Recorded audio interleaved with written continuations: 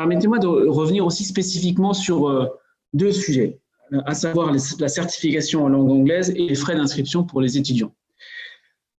Concernant la certification en langue anglaise, je vais faire ici référence à l'arrêté et au décret qui ont été pris le 3 avril dernier.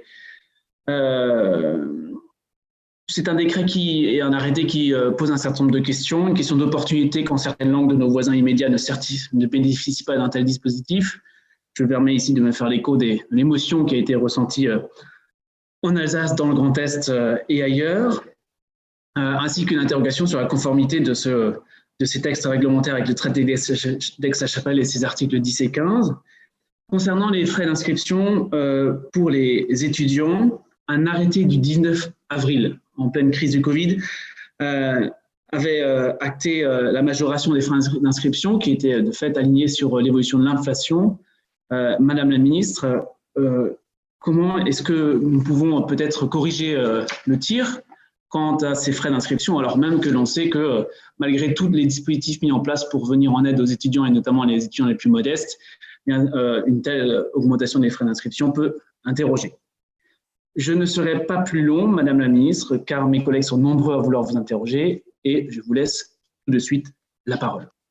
Pour répondre plus précisément à votre question, Monsieur le Président, effectivement, le décret prévoit que les droits d'inscription sont indexés sur l'inflation, mais pour la rentrée prochaine, nous allons déroger à cette règle et veiller à ce qu'il n'y ait pas d'augmentation des droits d'inscription pour les étudiants à la rentrée prochaine.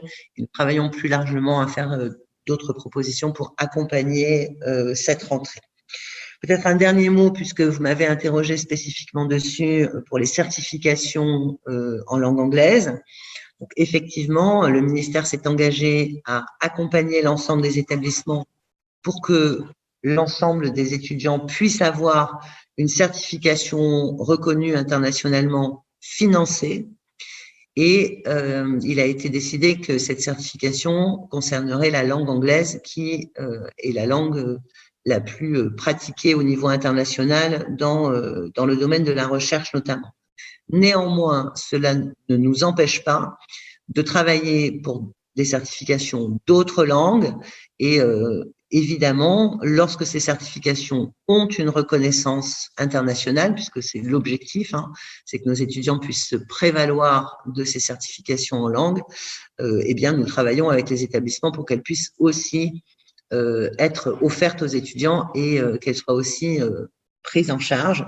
Le système que nous avons au sein des universités est un système qui, pour le moment, n'a pas de reconnaissance dans le monde socio-professionnel et donc il faut aussi que ce système travaille à une meilleure reconnaissance. Je pense que personne dans une entreprise connaît le CLES, alors que c'est un système de certification qui nous est propre et c'est évidemment très important qu'il puisse être mieux reconnu au niveau international et au niveau du monde socio-professionnel. Mais nous travaillons sur ce sujet-là et il n'est évidemment pas question d'empêcher des jeunes, notamment frontaliers, mais pas que, de souhaiter avoir une certification dans une autre langue que la langue anglaise. Voilà, je pense que le travail qui est effectué actuellement avec l'ensemble des établissements pourra donner satisfaction à tous. Merci beaucoup, Madame la Ministre, et merci pour ces